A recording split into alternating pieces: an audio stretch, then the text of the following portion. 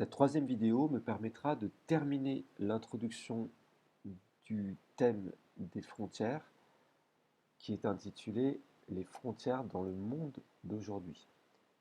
Alors j'avais développé dans les deux premières vidéos le point 1 de plus en plus de frontières et le point 2 des frontières plus ou moins marquées.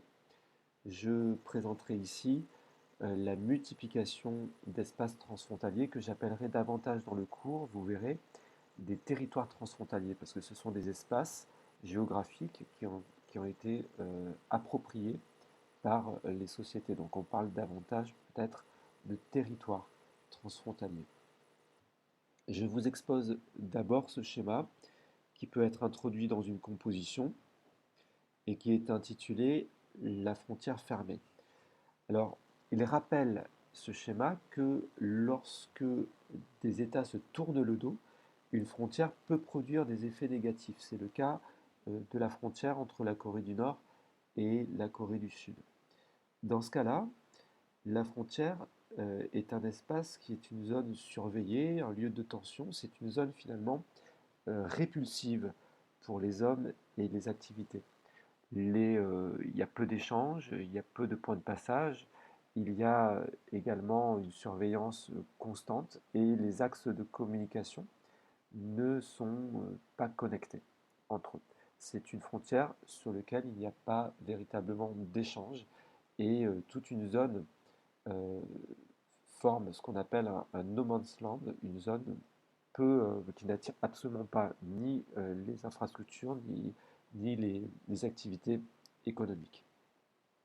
À l'opposé, quand les pays s'entendent, la frontière peut être cette fois-ci une ressource.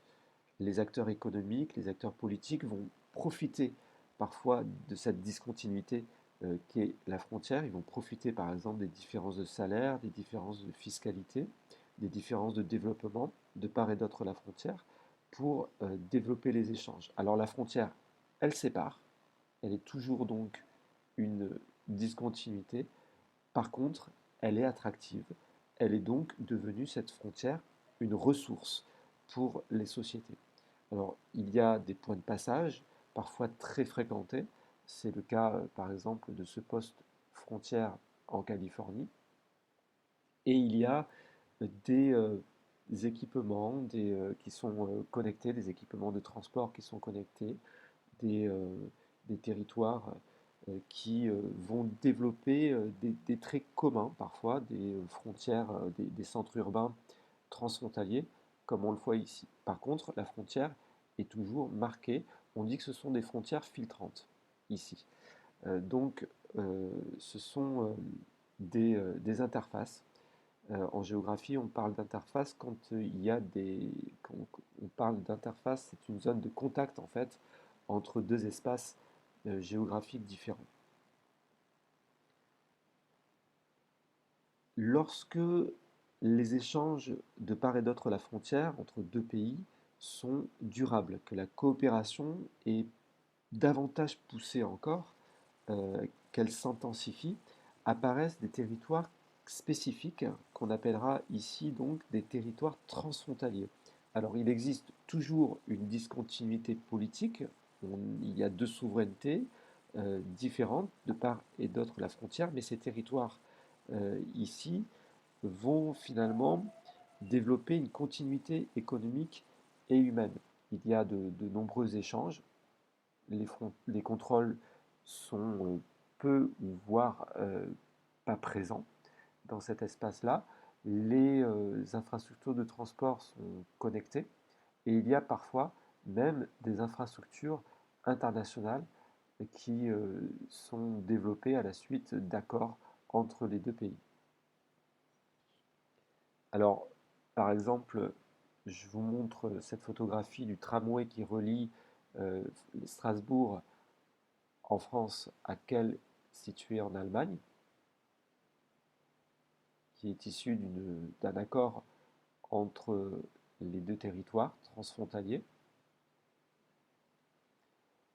Il y a ici cet aéroport, l'aéroport de Bâle, Mulhouse et Fribourg, qui dessert des territoires, enfin un bassin de population entre la France, l'Allemagne et la Suisse.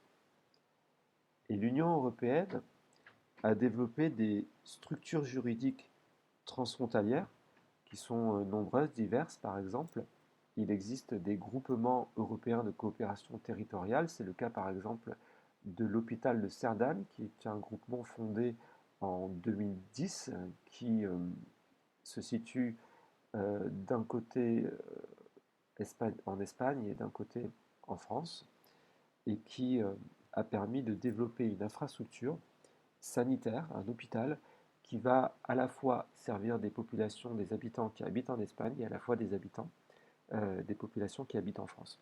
Donc il s'agit ici d'une coopération sanitaire, mais il y a une coopération qui se développe dans le domaine culturel, dans le domaine économique. On essaie par exemple de faire la promotion du tourisme. Ça peut être aussi des coopérations dans le domaine environnemental.